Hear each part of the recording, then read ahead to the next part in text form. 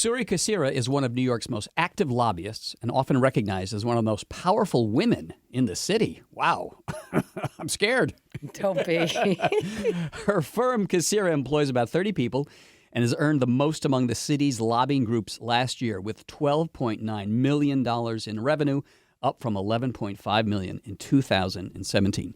Though real estate accounts for more than half of her business today, she and her associates work with clients in the technology, education, healthcare, and nonprofit sectors as well. Suri, you went to Yeshiva University. Did you always have an interest in working in politics and government? I would say that I've always been interested in being an advocate. Since I'm in high school, I've kind of been engaged in some way in advocacy work. And I was, as a student, very involved with the student struggle for Soviet Jewry when the Jews couldn't get out of the former Soviet Union. I made a trip with a friend to meet with various refuseniks, came back, told their stories, went to Washington, and was able over a period of time to get each one of those people that I met with out. And was really, really very inspired by the power of advocacy and the power of storytelling and communicating problems and trying to solve them. Did you have a career path in your mind early on after graduating?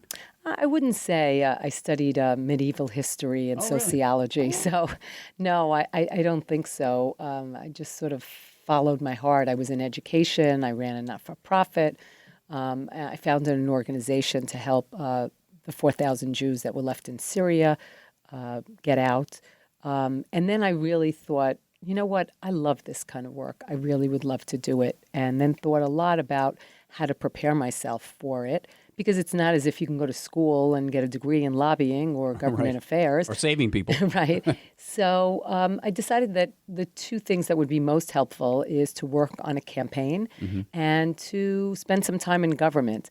And I really believe that it's the intersection of politics and policy and really understanding government, but understanding the political overlay that really can help you achieve a successful strategy and achieve goals. When you got into government relations, were there a lot of women working in it then, or was it kind of a man's world? I would say, yeah. I mean, it very much was an old boys network. Right. Free martini lunches and that kind of thing? Well, yeah, the perception of the smoke-filled back room where women weren't exactly welcome just because they weren't part of the club.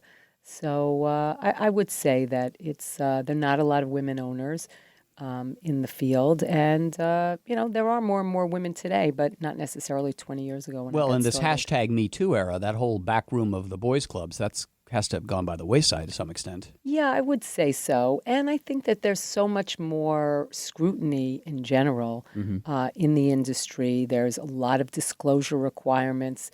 We are regulated by both the city and the state. In the city by the city clerk's office, in the state by an entity called JCOPE.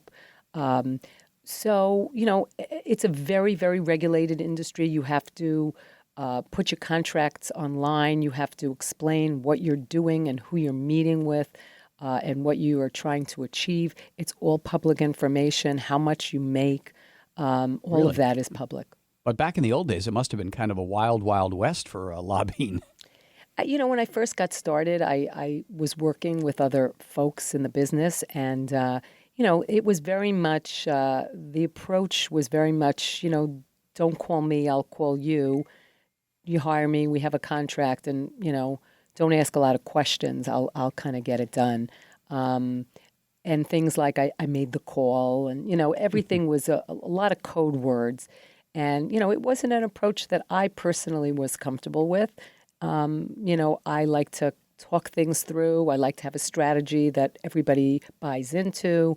I like to really think about, how to really impact and change a perception of something that involves sometimes the media, that involves polling, that involves engaging stakeholders, figuring out who are the people that you can work with in coalition to get something achieved, who would be against it, why, how do you neutralize people? So, I really had a broader vision of the way to accomplish and achieve goals. And I just wasn't comfortable with kind of the let's not really discuss this. All right. Let's speak in code. Yeah, as if there's something wrong with it. Right. As if, somehow there's something untoward going on. I wanted to be very forthcoming and say, listen, you hire a lawyer if you're going to court, you're going into government, you want to hire someone who really understands government and how to get things done, and that's what I do. Can help you navigate your way through the process. Yeah, and I think a lot of it's translation. Sometimes people, it's funny, just having been in Japan, somebody said to me, do you notice that the Japanese don't like to say no? And then I thought about it and realized that when I was asking for something, after 20 minutes of somebody explaining something to me, I was thinking, I think they're saying no. And so I think a lot of times it's like going into learning a different language. And when you're going into a government circle or a government office, you kind of need to understand, how things work. Mm-hmm. And so, I sometimes just see myself as a translator. Somebody says, sure, I'm for that. And you walk out and the client says, wow, that's great. They're for my project. And I'm not really. They're for it if you can get consensus amongst all the stakeholders that this is a good thing. Right. But if all of a sudden, everybody comes out against the project in their district, they're not going to be for your project. Right. In principle, they're for your project, yes, but not in practicality. I mean, there's still a lot of things that you have to do. And people say, oh, I never realized that. Well, we saw that with Amazon, Long Island City. Absolutely. What do you think is the most substantial legislation in the works right now that would have an impact on the real estate market here? Well, there's so much. I mean, right now the rent laws, the new rent laws that are passed that basically really limit, the increases that you can have and make real changes to long-held policies and legislation.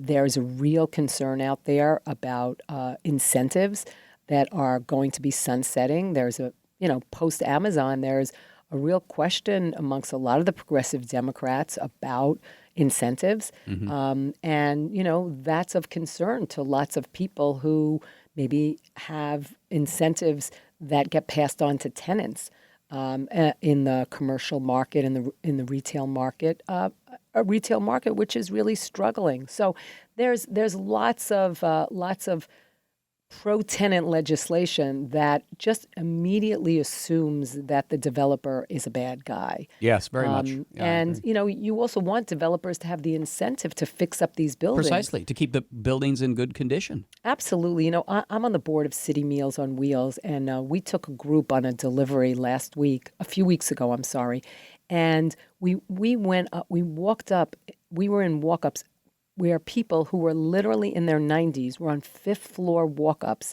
Buzzers weren't working. The staircases were really not great. What's the incentive for a developer to fix that up if there's no way they can recoup any of the money that they're putting into fixing up these buildings? So it's of concern because over time, the decline is really going to get even more serious. And that's going to affect poor people who are living in these buildings and can't really afford to move. Yeah, your Fifth Avenue apartment buildings are not going to be let to go to pot. Absolutely not. I mean, I remember, New York in the 70s and 80s when landlords who were not bad people had to abandon buildings because they were losing money by owning the buildings. Absolutely. And there's a lot of concern about, for example, the hotel industry. We do a lot of work with the Hotel Association. And the way that property taxes currently really disproportionately affects the hotels. And while the industry is thriving in the sense that there's a lot of tourism, the hotels are actually not making a tremendous amount of money. The union costs are very, very high. The taxes are very, very high, both city and state taxes. And so, it becomes more and more expensive to actually operate a hotel. And you're not making the profit, even though tourism is at its all-time high in New York. Right. Are you concerned about the retail market? I mean, I see a lot of reports. They've just opened the big Hudson Yards there, but I was there the other day, and it was kind of empty. Well, I tell you, we just finished all the public approvals for Nordstrom's, which opened actually this morning. I was there at 8:00. They had a really beautiful opening with a beauty bar and lots of people. It was absolutely packed, and I was so happy to see that. We are very concerned about the retail market with everything going online. Yeah. It's a lot easier, and online is making it so much easier to feel and touch products because the technology is so good that you don't necessarily have to go into a store. And if you're really busy and you've got kids and you've got a job and you're running around and there's so much going on here in New York, we're all always so busy.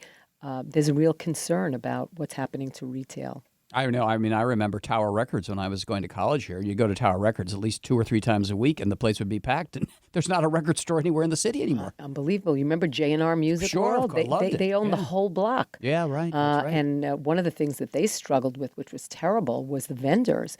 Veterans are allowed free vending. It's First Amendment. And here, Rochelle and Joe Friedman, who owned J&R Music World, were literally paying rent and taxes, and somebody could come and sell the exact same DVD or tape right outside their store on a table and not pay a penny in taxes. So, and not pay rent. So, it's a struggle. Yeah. Before I let you go, tell me about your work on Meals on Wheels, because my mother was a big advocate of Meals on Wheels in upstate New York, where I grew up. It's a wonderful program, I think. Oh, it's incredible. It was really the first public-private partnership. It was started by Gail Green, who really understood that the government paid for the homebound elderly who couldn't get out to have meals 5 days a week. But on the weekends, there was nobody providing those meals. And on the long weekends, on the holiday weekends, that could be 4 or 5 days where people didn't have food. The food insecurity amongst elderly is a really serious problem. And so she founded an organization to raise private dollars. Government does pay for some discretionary funds for the staffing needs, but all of the money that is raised, 100% of it goes for the meals. And it's really an incredible program. Unfortunately, there's so many more people out there that we can't get to that need the meals. And one of the really beautiful things about it is that it's not just food, but it's actually providing a friendly visitor to many people who are shut away that you don't know about, that you don't see. And like I said, some of these people are in fifth floor walk-ups and are 100 years old. I always thought that was a big part of the of Meals on Wheels, not just to drop off the food, but to sit and chat with somebody who doesn't talk to very many people during the week anymore. Exactly. And you know what? It does so much for the person who's visiting as much as it does for the person who's there. One of the really profound things I've learned through City Meals is a lot of times we just look at an elderly person and we see them as they are today. And talking to them, you find out that this woman that you're visiting was actually on Broadway and she was a star. This they all have a great history. A great story. And you don't see it when you look at an elderly person. You just see what they are today. Right. And it's really beautiful to be able to get to know some of those folks. All right, Suri Kasirer, her name's on the door.